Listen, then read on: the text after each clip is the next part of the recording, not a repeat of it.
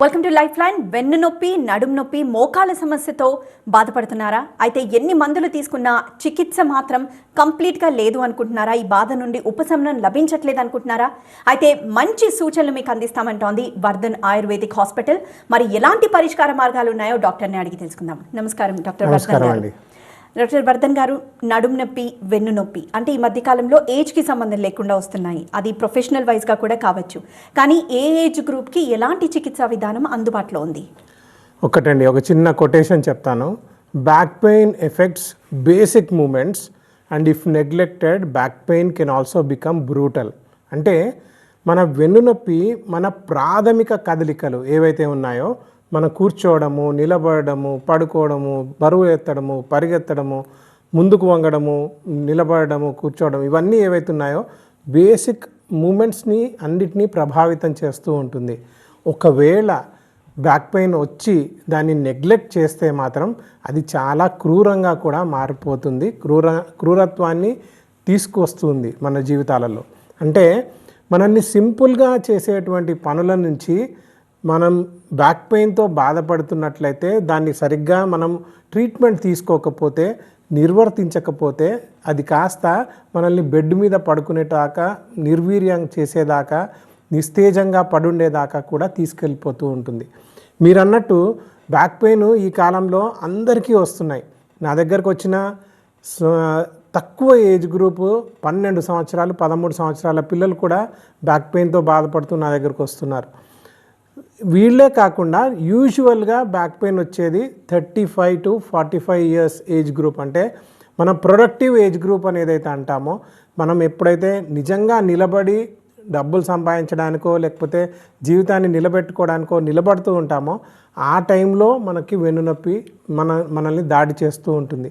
ఎందుకు ఇదంతా జరుగుతుంది అని అంటే, మన కూర్చునే విధానాలు, నిలబడే విధానాలు, మనం పరిగెత్తే విధానాలు, అట్ ద సేమ్ టైం మనం తీసుకునే పోషకాలు ఏవైతే ఉన్నాయో వీటన్నిటిలో తేడా రావడం వల్ల, మన ఎక్సర్సైజ్ ప్యాటర్న్స్ సరిగా లేకపోవడం వల్ల, సెడెంటరీ లైఫ్ స్టైల్ సరిగా ఎక్కువగా పాటించడం వల్ల, స్ట్రెస్సులు ఎక్కువగా తీసుకోవడం వల్ల, వీటి వల్ల మనకు బ్యాక్ పెయిన్ చాలా అందరికీ వస్తుంది.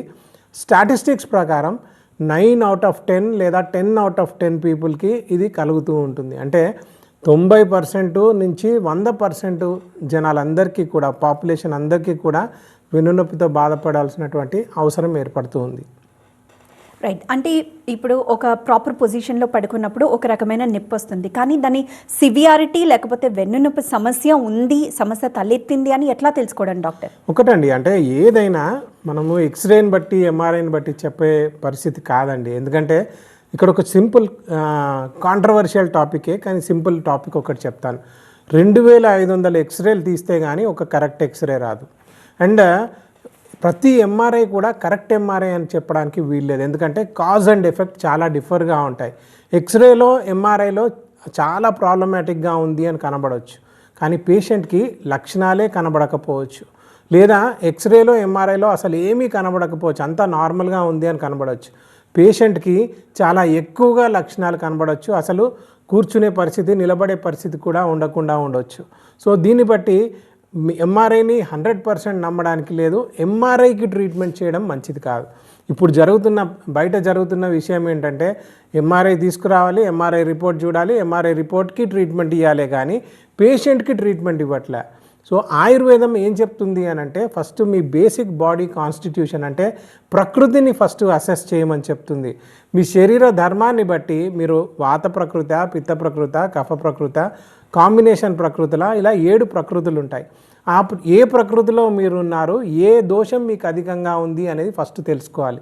దాని తర్వాత మీ లక్షణాలు ఎలా ఉన్నాయి, ఏ లక్షణాలు ఎంత మేరకు వస్తున్నాయి అనేది తెలుసుకోవాలి. మీరు అడిగిన క్వశ్చన్కి 4 స్టేజీలుగా లక్షణాలు కనబడతాయండి బ్యాక్ పెయిన్లో. మొదటి స్టేజిలో ఓన్లీ నడుములో మాత్రమే నొప్పి కలుగుతుంది.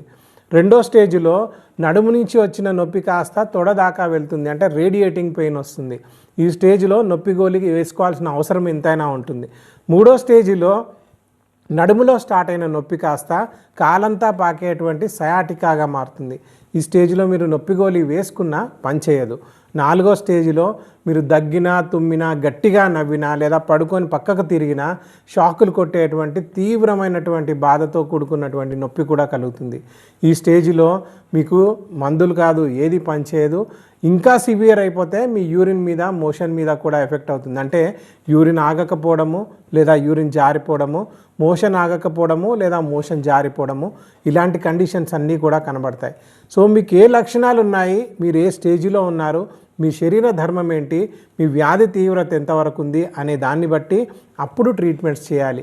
ఆయుర్వేదంలో మేం చేసేది మేరు చికిత్స, మర్మ చికిత్స అనే చికిత్సా పద్ధతుల ద్వారా ఇప్పటికి 7 లక్షల మందికి వెన్నునొప్పితో బాధపడే వాళ్ళకి ట్రీట్మెంట్ ఇచ్చాము. 3 లక్షలకు పైగా సర్జరీలు కూడా అవాయిడ్ చేశాం. ఎవరికి చేశాము అని అంటే first, second, third, early 4th స్టేజ్లో ఉన్న వాళ్ళకి కూడా ఈ ట్రీట్మెంట్ ద్వారా అందరికీ నయం చేయగలిగాం. సో పేషెంట్ని బట్టి, పేషెంట్ వ్యాధి తీవ్రతను బట్టి మనం ట్రీట్మెంట్ ప్లాన్ చేయాలి, కానీ ఎక్స్రేని బట్టి, ఎంఆర్ఐని బట్టి మనం ట్రీట్మెంట్ చేయకూడదు. అలానే చాలామందికి నెక్ పెయిన్ వస్తూ ఉంటుంది. అది ఎగ్జాక్ట్లీ నెక్ కాకుండా కింద వరకు రేడియేట్ అవుతూ ఉంటుంది. లైక్ స్పాండిలైసిస్ అంటారు, స్పాండిలైటిస్ అంటారు, స్పాండిలిస్థిసిస్ అంటారు. సో ఇలాంటి వివిధ రకాలు ఉన్నాయి. అసలు ఏంటివి, ఎలాంటి సిమ్టమ్స్ ఇవన్నీ అంటారు? మొత్తం అన్నీ మీరే చెప్పేశారండి, నేను చెప్పడానికి ఏం మిగలే. ఓకే, ఒకటి చెప్తాను ఇక్కడ చిన్న పాయింట్. స్పైన్లో వచ్చే ప్రాబ్లమ్స్ మెయిన్గా సర్వైకల్ స్పైన్లో వచ్చే కండిషన్స్ చాలా ఉన్నాయి. కాకపోతే ఇంతకుముందు నేను చెప్పిన లక్షణాలన్నీ లోవర్ బ్యాక్కి లక్షణాలు చెప్పాను. ఇప్పుడు అప్పర్ బ్యాక్లో అంటే సర్వైకల్ రీజియన్లో వచ్చే లక్షణాలు 26 లక్షణాలు కనబడతాయండి. స్పైనల్ కంప్రెషన్ కనుక, సర్వైకల్ కంప్రెషన్ కనుక ఉంటే దాంట్లో మనకి సింపుల్ అసిడిటీ రావచ్చు, నాసియా ఫీలింగ్ రావచ్చు, అంటే వామిటింగ్ సెన్సేషన్ రావచ్చు, గుండెల్లో నొప్పి రావచ్చు. అది మీకు కార్డియాక్ ప్రాబ్లం అన్నట్టుగా మిమిక్ కూడా చేయొచ్చు. అంటే ఇక్కడ నొప్పి రాగానే మనం వెళ్ళిపోతాము, కార్డియాలజిస్ట్కి అంతటికి చూయించుకుంటాము, అన్నీ నార్మల్ ఉన్నాయని చెప్తారు. కాకపోతే మీరు ఆ టెన్షన్ పడాల్సిన అవసరం లేదు. C5, C6 కంప్రెషన్ ఉన్న వాళ్ళకి కూడా చెస్ట్లో పెయిన్ వస్తుంది. నెక్స్ట్ చెవు వెనకాల కంటికి, ముక్కుకి, నోటికి, గడ్డానికి ఇలా పంజాలాగా కూడా మనకి పెయిన్ వస్తుంటుంది. తిమ్మిర్లు, పోట్లు, మంటలు వస్తాయి. హెడేక్ వస్తుంది టెంపోరల్ రీజియన్లో. Severe to severe migraine conditions aggravate అవుతాయి. హాఫ్ సైడెడ్ ఫేస్కి కూడా ఎఫెక్ట్ అవుతుంది. భుజానికి నొప్పి వస్తుంది, మోచేతికి నొప్పి వస్తుంది, 3 ఏళ్ళు 2 ఏళ్ళు కూడా తిమ్మిర్లు, పోట్లు, మంటలు వస్తాయి. ఇవే కాకుండా మీకు ఈ చేతిలో ఉన్నటువంటి కండరాలన్నీ ఎండిపోయేటువంటి ఒక వ్యాధి కూడా వస్తుంది. బ్యారీ లూయిస్ సిండ్రోమ్, అంటే ఈ చెయ్యి పక్షవాతం వచ్చేటువంటి ఛాన్సెస్ కూడా ఉంటాయి. సో ఇంత సివియర్గా కూడా మనల్ని ఈ బ్యాక్ సర్వైకల్ స్పైన్ కంప్రెషన్ వల్ల ఏర్పడతాయి. మీరు అన్నట్టుగా 48 రకాల స్పైనల్ కండిషన్స్ ఉన్నాయి. స్పాండైలోసిస్, స్పాండిలైటిస్, స్పాండైలోలిస్థసిస్, డీజనరేటివ్ డిస్క్, ఇలా కండిషన్స్ అన్నిటి వల్ల కూడా మనకి సిమ్టమ్స్ అన్నీ కూడా రావచ్చు. సో రేడియేటింగ్ పెయిన్ వచ్చింది, సర్వైకల్ మయలోపతి దాకా వెళ్ళిపోయింది, రాడిక్యులోపతి దాకా వెళ్ళిపోయింది అని అన్నప్పుడు దానికి తగ్గట్టుగా ట్రీట్మెంట్స్ ఇవ్వాలి, లాక్షణిక ట్రీట్మెంట్స్ ఇవ్వాలి. అంతేకాని ఇంతకుముందు చెప్పినట్టుగా ఎంఆర్ఐకి కానీ, ఎక్స్రేకి కానీ దాన్ని బేస్ చేసుకొని ట్రీట్మెంట్స్ ఇవ్వకూడదు. రైట్. డిస్క్ డీజనరేషన్ అన్నారు, అంటే ఇది ఎలాంటి కేసు, ఎలాంటి లక్షణాలు ఉంటాయి డాక్టర్? ఒకటండి, అంటే మన స్పైన్లో ఒక బేసిక్ స్పైన్ని తీసుకున్నట్లయితే పైన ఉన్నటువంటి వెన్నుముక, కింద ఉన్నటువంటి వెన్నుముక, మధ్యలో ఉన్నటువంటి ఒక డిస్క్ అనేది ఉంటుంది. ఈ పైన వెన్నుముకకి, కింద ఉన్న వెన్నుముకకి రెండిటికి అటాచ్మెంట్స్ ఉంటాయి. దాన్నే ఫేసెట్ జాయింట్ అంటారు. సో ఇప్పుడు మనము నిజంగా మన స్పైన్లో ఒకవేళ ప్రాబ్లం వచ్చింది అని అంటే ఈ బేసిక్ స్పైనల్ స్ట్రక్చర్లో మనకు చేంజెస్ రావాలి, లేదా దాంట్లో ఫంక్షన్లో చేంజెస్ రావాలి. ఏమవుతుంది బేసికల్గా అని మనం ఆలోచించినప్పుడు అక్కడ ఉన్నటువంటి బోన్ డెన్సిటీ తగ్గిపోవచ్చు. బోన్ డెన్సిటీ ఎందుకు తగ్గిపోతుంది అని మనం ఆలోచిస్తే, ఒకటి వేర్ అండ్ టేర్, అంటే మనం ఏజ్ పెరుగుతున్నా కొద్దీ, మన వయసు పెరుగుతున్నా కొద్దీ బొమ్మికల సాంద్రత అనేది తగ్గిపోతూ ఉంటుంది. సాంద్రత తగ్గిపోయినప్పుడు ఆటోమేటికల్లీ మీ బోన్ స్ట్రెంగ్త్ అనేది తగ్గిపోతుంది. అంటే బోన్ పోరోసిటీ తగ్గిపోయినప్పుడు మీకు ఆటోమేటికల్లీ ఆయుర్వేదం ప్రకారం ఏమవుతుందంటే అస్థిధాతు క్షయం జరిగినప్పుడు వాతం పెరిగిపోతుంది. వాతం పెరిగినప్పుడు తిమ్మిర్లు, పోట్లు, మంటలు, నొప్పి ఇలాంటి 42 రకాల లక్షణాలు కనబడతాయి. ఎట్ ద సేమ్ టైం మీకు 80 రకాల వాత వ్యాధులకి కూడా ఈ వాతం పెరగడం వల్ల వాత వ్యాధులన్నీ కూడా వచ్చేటువంటి ఛాన్సెస్ ఉన్నాయి. ఈ 80 రకాల వాత వ్యాధులు అంటే ఏంటి అంటే, ఫర్ ఎగ్జాంపుల్ మెడ నొప్పి గ్రీవవాతం అంటాం, నడుము నొప్పిని కటివాతం అంటాం, కాలంతా పాకేటువంటి సయాటికాని గృద్రసీ వాతం అంటాం. ఓన్లీ మనకు ఈ భుజానికి వచ్చే నొప్పిని అపబాహక వాతం అంటాం. అలా సివియర్ టు సివియర్ ఫామ్లో పక్షవాతం అంటాం, అంటే చేయి పడిపోతుంది, పారాలసిస్ కూడా వస్తుంది. సో ఇదే కాకుండా కంప్రెషన్ ఏర్పడ్డప్పుడు కూడా మనకి సివియారిటీ అనేది వస్తుంది. అయితే ఆయుర్వేదంలో ఒక పాయింట్ చెప్తారు, వాయోర్ ధాతుక్షయాత్ మార్గస్యావరణేన చ అని. ధాతుక్షయం అంటే బోన్ డెన్సిటీ తగ్గిపోవడము, వాతం పెరగడం. మళ్ళీ వాతం పెరగడానికి ఇంకో కారణం మార్గావరోధం, అంటే అక్కడ ఉన్నటువంటి నరం మీద ప్రెషరు కంప్రెషన్ ఏర్పడడం. ఆ కంప్రెషన్ ఏర్పడ్డప్పుడు ఆ నరం ఎక్కడి దాకానైతే వెళ్తుందో అక్కడ దాకా తిమ్మిర్లు, పోట్లు, మంటలు అన్నీ కూడా వస్తాయి.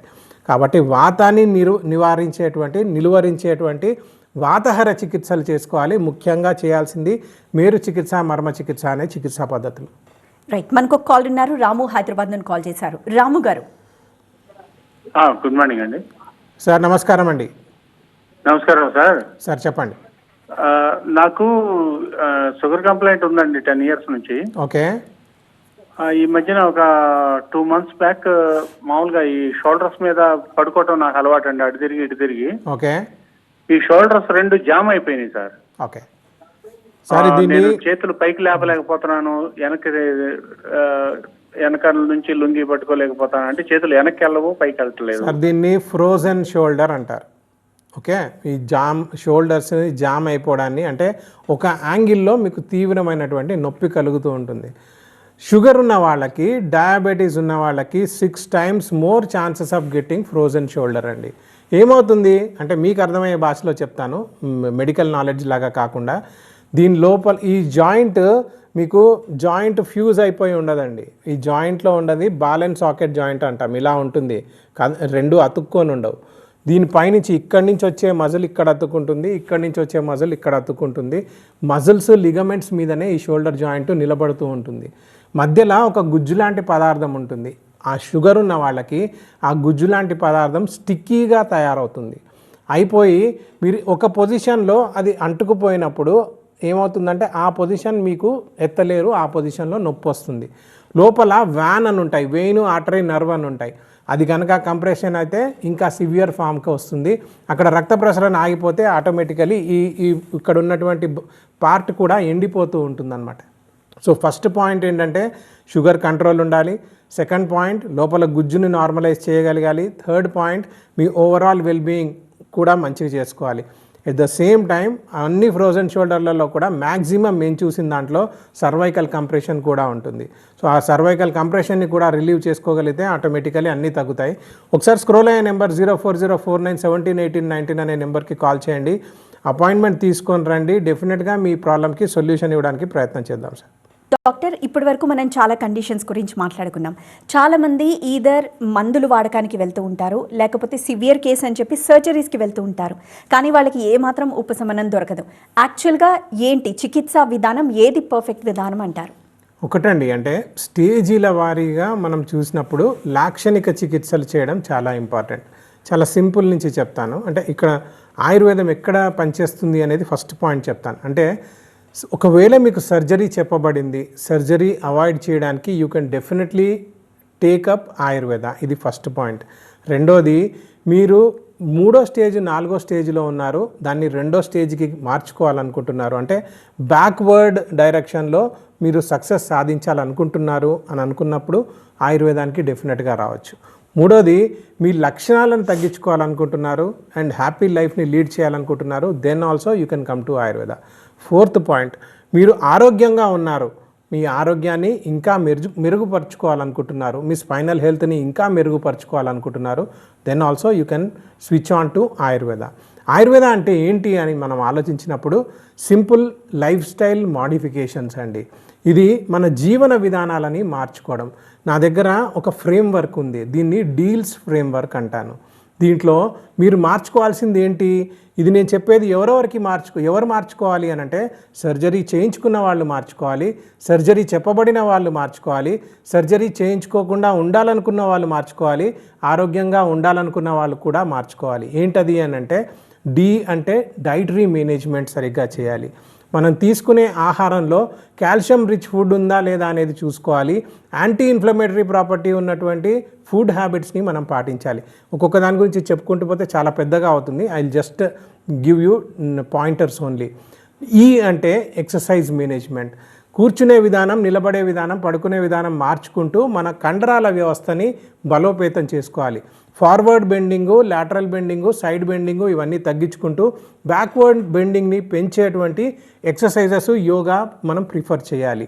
నెంబర్ 3 ఏ అంటే ఆర్ట్ ఆఫ్ పోస్చర్ మేనేజ్మెంట్. అంటే మీ కూర్చునే విధానం, నిలబడే విధానాన్ని సరి చేసుకోవాలి. పోస్చర్ అంటే ఏంటి? మీ న్యూట్రల్ పోస్చర్ అంటే మీరు ఎట్లయితే నిలబడతారో ఆ నిలబడిన పోస్చర్లో మీ వెన్ను మీద కానీ మీ జాయింట్స్ మీద కానీ ఎక్స్ట్రా ప్రెషర్ పడకుండా ఉండడం. అంటే ఏంటి అంటే మన ఈ చెవి దిమ్మలు ఏవైతే ఉన్నాయో ఇవి మన షోల్డర్కి సిమిలర్గా ఉండాలి, స్ట్రైట్ లైన్లో ఉండాలి. మన షోల్డర్స్ మన వేస్ట్ లైన్కి స్ట్రైట్గా ఉండాలి, మన వేస్ట్ మన యాంకిల్కి స్ట్రైట్గా ఉండాలి. అలా నిలబడిన రోజు అది కరెక్ట్ న్యూట్రల్ పోస్చర్. అప్పుడు మీకు జాయింట్స్ మీద, వెన్ను మీద ప్రెషర్ పడదు. ఇలా కూర్చునే పద్ధతి కూడా ఉంది. అవన్నీ తెలుసుకోవాలంటే ఒకసారి కాల్ చేసి మాట్లాడండి. ఎల్ అంటే 4th ఎల్ అంటే life style management. 5th yes అంటే మీ స్ట్రెస్ మేనేజ్మెంట్.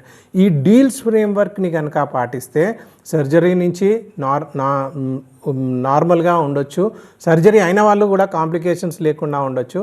హెల్దీ పర్సన్స్ ఇంకా వాళ్ళ హెల్త్ని ఇంకా ఫోర్టిఫై చేసుకోవచ్చు. సో చాలామందికి డౌట్ ఉంటుంది డాక్టర్, అంటే సర్జరీ సజెస్ట్ చేశారు, కానీ సర్జరీకి వెళ్ళాలని లేని వాళ్ళకి అండ్ ఫెయిల్డ్ సర్జరీస్కి ఈ 2 విధానాల్లోనూ మీ దగ్గర చికిత్సా విధానం ఉందా? ఒకటి సర్జరీ చెప్పారు. నార్మల్గా ఏంటంటే WHO ప్రకారం only 5% of back pain require surgery అండి. అంటే స్టాటిస్టిక్స్ ప్రకారం 100 మందిలో 95 మందికి నాన్ సర్జికల్ ప్రొసీజర్స్ అయినటువంటి ఆయుర్వేద చికిత్సా విధానం ద్వారా నార్మల్ అయిపోతారు. అంటే 5గురికి మాత్రమే సర్జరీ అవసరం. ఈ సర్జరీ కూడా ఎప్పుడు అవసరము? రెడ్ ఫ్లాగ్ సైన్స్ లేదా వార్నింగ్ సైన్స్ కనబడ్డప్పుడు మాత్రమే అవసరం. ఆ రెడ్ ఫ్లాగ్ సైన్స్ ఏంటి? నెంబర్ 1 యూరిన్ మీకు ఆగకుండా ఉండడము, లేదా యూరిన్ ఆగిపోవడము, మోషన్ ఆగిపోవడము, లేదా మోషన్ తెలియకుండా జారిపోవడము, ఫీవర్, హైగ్రేడ్ ఫీవర్ వచ్చి చిల్స్ వచ్చి అలాంటి కండిషన్స్ ఉండడము, క్యాన్సర్ లాంటి కండిషన్స్ ఉండడము, HIV లాంటి కండిషన్స్ ఉండడము, లేదా న్యూరోపతి మొత్తంగా వచ్చేయడము, ఇలాంటి కండిషన్స్ ఉంటే మాత్రమే సర్జరీకి వెళ్ళాలి. అంటే 95 మందికి సర్జరీ అవసరం లేకుండానే మనం ట్రీట్మెంట్ సాధించవచ్చు. ముఖ్యంగా ఆయుర్వేదంలో మేము చేసేటువంటి మేరు చికిత్స, మర్మ చికిత్స పద్ధతుల ద్వారా ఇప్పటికీ 7 లక్షల మందికి ట్రీట్మెంట్స్ ఇచ్చాము. వెన్ను నొప్పితో బాధపడే వాళ్ళకి 3 లక్షలకు పైగా సర్జరీలు కూడా అవాయిడ్ చేయగలిగాం. రైట్, మనకు కాల్ ఉన్నారు. శ్రీనివాస్ హైదరాబాద్ నుంచి కాల్ చేశారు. శ్రీనివాస్ గారు. సార్ నమస్తే అండి. సార్ నమస్కారం సార్. సార్ నాకు ఇది D4 DP దగ్గర చిన్న చెస్ట్ వస్తే సర్జరీ చేయించామండి. ఓకే. అది సర్జరీ చేయించిన తర్వాత నియర్లీ 1.5 year అయిపోయింది సార్. ఓకే. ఏమైందంటే కొద్దిగా లెఫ్ట్ సైడ్ లెగ్ కింద పుట్టు కొద్ది టైట్ గా ఉంటున్నాయి సార్. కొద్ది నొప్పి వస్తుంటది నైట్ పడుకున్నప్పుడు, ఎక్కువ భోజనం చేసినప్పుడు. ఓకే. అది అంటే మళ్ళీ 1.5 year తర్వాత మళ్ళీ ఏమైనా MRI చేయించారా? దాని స్టేటస్ మళ్ళీ ఏమైనా పెరిగిందా, తగ్గిందా, ఏమైనా చెక్ చేసుకున్నారా? చెస్ట్ ఏం పెరగలేదు సార్. ఏం పెరగలేదు సార్. అది మొత్తంగా వెళ్ళిపోయిందా? ఇంకేమైనా దాని రెమినెంట్స్ ఏమైనా ఉన్నాయా? లేదు, అట్లా కొద్దిగా ఉంచుతాము. బట్ ఏంటంటే మొత్తం తీయలేము కానీ ఏం పెరగలేదు సార్. అది ఎవ్రీ 6 months కి నేను MRI చేస్తున్నా సార్ వెళ్ళి. అంటే ఇంట్రామెడ్యులరీ ట్యూమర్స్ ఏమవుతాయంటే లోపల నుంచి ప్రెషర్ క్రియేట్ అవుతాయి సార్. దాంట్లో కొన్ని ఫామ్స్ ఎలా ఉంటాయంటే కట్ చేసినాక అది మళ్ళీ మల్టిప్లై అయిపోయే ఛాన్సెస్ ఉంటాయి. చిన్న పార్ట్ మిగిలినా కానీ మళ్ళీ గ్రో అయ్యేటువంటి ఛాన్సెస్ ఉంటాయి. సో మీరు చేస్తున్న పని కరెక్టే, ఎవ్రీ 6 monthsకి ఒకసారి చెక్ చేయించుకోవడం కరెక్టే. కానీ దానికి తగ్గినట్టుగా ఒకసారి మీరు ఆయుర్వేదం కూడా మీరు సూపర్ యాడ్ చేసుకుంటే, అలా మీరు తీసుకునే మందులతో పాటుగా ఆయుర్వేదం కూడా సూపర్ యాడ్ చేసుకుంటే బాగుంటుందేమో అని నా ఉద్దేశం. ఒకసారి మీ రిపోర్ట్స్ అన్నీ పట్టుకురండి. స్క్రోల్ అయ్యే నెంబర్కి కాల్ చేయండి, 0404917189 అని నెంబర్కి. ఒకసారి మిమ్మల్ని చూస్తాను, మీ లక్షణాలను కూడా పరిశీలిస్తాను, మీ వ్యాధి తీవ్రతను కూడా అసెస్ చేసి మీ రిపోర్ట్స్ అన్ని చూసి మనం ఏమన్నా మీకు హెల్ప్ చేయగలుగుతామా లేదా అనేది అప్పుడు మీకు కరెక్ట్ అయినటువంటి ఐడియా ఇవ్వడానికి ఛాన్సెస్ ఉంటాయి సార్. రైట్. సో ఆయుర్వేదిక చికిత్స కోసం ఆ చికిత్సా విధానం గురించి చాలామందికి చాలా అపోహలు ఉంటాయి. సో ఏంటి ఆ అపోహలు ఏంటి డాక్టర్? ఒకటండి, మా దగ్గరికి వేడి బాగా చేస్తుంది అని అంటారు. కాకపోతే ఆయుర్వేదంలో ఏంటంటే శరీర ధర్మాన్ని బట్టి మనం కరెక్ట్గా మందు అసెస్ చేసేసి మందిస్తే ఏ ప్రాబ్లము రాదు, ఏ కాంప్లికేషన్స్ రావు. రెండోది మా దగ్గరికి లాస్ట్ మూమెంట్లో వస్తారండి. అంటే సర్జరీస్ అందరూ సజెస్ట్ చేశాక 3 సార్లు 4 సార్లు ఎంఆర్ఐ చేయించుకున్నాక అప్పుడు మా దగ్గరికి వస్తూ ఉంటారు. అప్పుడు వచ్చేసి నాకు 100% సొల్యూషన్ ఇమ్మీడియట్గా కావాలి అని చెప్తారు. సో ఇమ్మీడియట్ సొల్యూషన్ ఇవ్వలేము, కొన్ని కేసెస్లలో ఇమ్మీడియట్ సొల్యూషన్ ఇవ్వలేము, కొంచెం టైం పడుతుంది. But at the same time correct అయినటువంటి డయాగ్నోసిస్ చేసి కరెక్ట్ అయినటువంటి ట్రీట్మెంట్స్ ఇస్తే మాత్రం డెఫినెట్గా చాలామందికి ఇంతకుముందు చెప్పినట్టు 95% ఆఫ్ బ్యాక్ పెయిన్కి మనం ఆయుర్వేద చికిత్సా విధానాల ద్వారా డెఫినెట్గా సొల్యూషన్ ఇవ్వడానికి ప్రయత్నం చేయొచ్చండి. సో స్పైనల్ ఇష్యూసే కాకుండా ఇంకా ఏ సమస్యకు మీకు చికిత్సా విధానాలు ఒకటండి, మాది మొన్న జూలైకి 25 years of establishment Vardhan Ayurveda. దీంట్లో మాది సూపర్ స్పెషాలిటీ మాత్రం spinal care, multi speciality treatments కూడా చేస్తాం. లైక్ ఆర్థో కేర్ అంటే ఆర్థరైటిస్కి ట్రీట్మెంట్స్ ఇస్తాము, osteo arthritis, rheumatoid arthritis, juvenile arthritis ఇలాంటి వాటికి ట్రీట్మెంట్స్ ఇస్తాం. స్కిన్ కేర్ అంటే ఎగ్జిమా, సోరియాసిస్ లాంటి కండిషన్స్కి ట్రీట్మెంట్స్ ఇస్తాము. Sexual care male and female sexual ప్రాబ్లమ్స్కి ట్రీట్మెంట్స్ ఇస్తాము. ఇన్ఫర్టిలిటీకి కూడా ట్రీట్మెంట్స్ ఇస్తాము. గ్యాస్ట్రో అండ్ లివర్ కేర్కి కూడా ట్రీట్మెంట్స్ ఇస్తాం. లివర్ కేర్లో ముఖ్యంగా జాండీస్ నుంచి మొదలుపెట్టి లివర్ సిరోసిస్ దాకా, ఐబిఎస్ లాంటి కండిషన్స్ నుంచి ఐబిడి కండిషన్స్ దాకా కూడా ట్రీట్మెంట్స్ ఇస్తామండి. Right, congratulations 25 years of Vardhan ayurvedic doctor. Thank you so much for joining us for life line. ఇది ఈరోజు లైఫ్ లైన్. చూస్తూనే ఉండండి TV9.